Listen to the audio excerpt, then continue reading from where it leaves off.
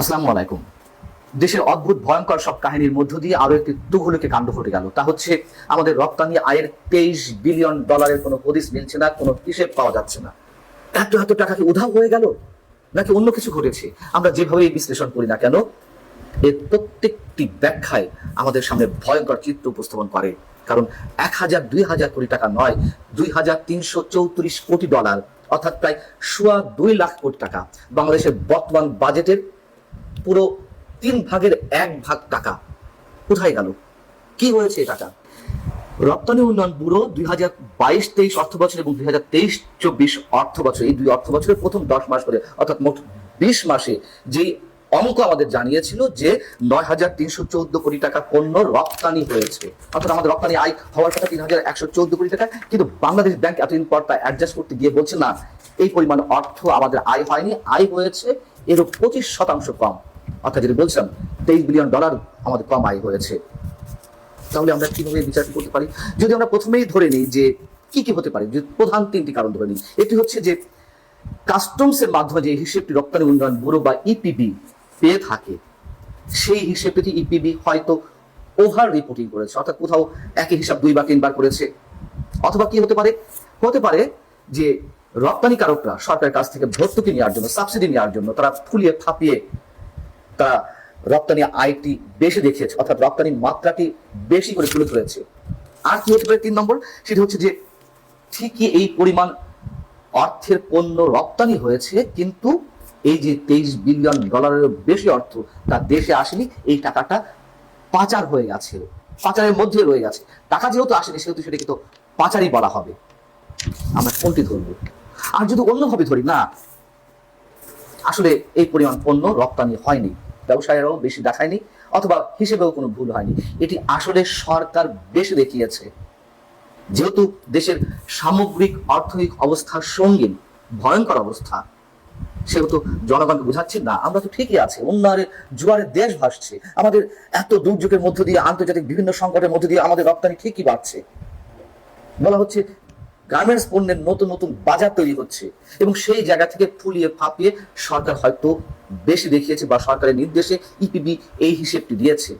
এটিও যদি হয়ে থাকে সেটিও কত ভয়ঙ্কর। যেমন ভয়ঙ্কর হাইব্রিড GPA-5, যেভাবে বছরের পর বছর ধরে, গত প্রায় 1.5 দশক ধরে উদার হস্তে মন খুলে শিক্ষার্থীদের মার্কস দেওয়া হচ্ছে, GPA-5 পাচ্ছে, দেখানোর চেষ্টা চলছে যে বাংলাদেশে এখন এই মুহূর্তে পড়াশোনার মান কোথায় গেছে, শিক্ষার্থীরা, আমাদের ছেলেমেয়েরা, সন্তানেরা এত সুন্দর সুন্দর রেজাল্ট করছে।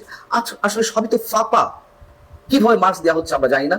এবং এই যে হাইব্রিড GPA-5 দেওয়া হচ্ছে, হাইব্রিড A+ দেওয়া হচ্ছে, তাতে করে দুপক্ষই ক্ষতিগ্রস্ত হচ্ছে।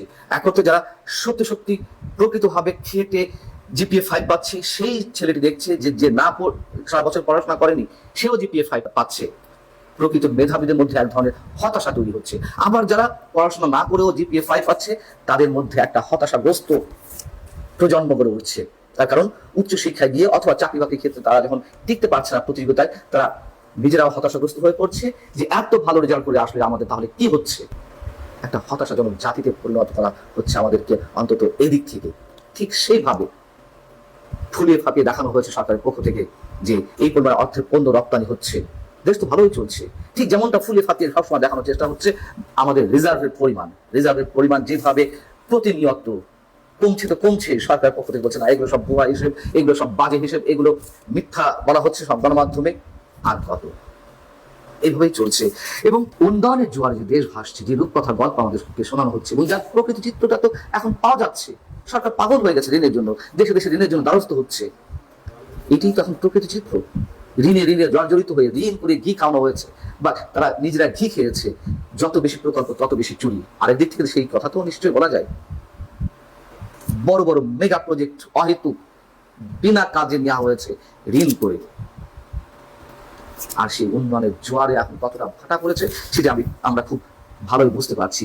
মোদ্দা কথা, এখন যদি সকলে বলতে হয় তাহলে এর ইম্প্যাক্ট কি?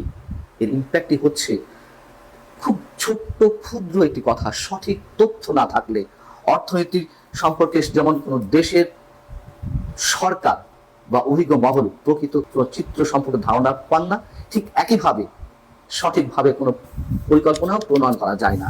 আর ফলশ্রুতি কি হচ্ছে, যদি এই যে 25% বা $2,334 বা $23 বিলিয়ন বেশি অর্থ ঘাটতি পড়েছে। ঘাটতি না হোক, যদি হিসাব থেকে বাদ হয়ে থাকে, ভুল হিসাব হয়ে থাকে, তাতে কি হতো? রপ্তানি আয় 23 বিলিয়ন মার্কিন ডলার, কোন রকম ভাবে হদিশ পাওয়া যাচ্ছে না। তো বিপুল সংখ্যক ডলার কোথায় গেল? আপনারা কি মনে করছেন দর্শক? অবশ্যই আমাদের চ্যানেলে কমেন্ট করতে বলবেন না। আমাদের আপনাদের মতামত একান্ত প্রয়োজন। ভিডিওটি ভালো লাগলে চ্যানেলকে সাবস্ক্রাইব করবেন এবং পাশে থাকা বেল আইকনটি অল করে দিন।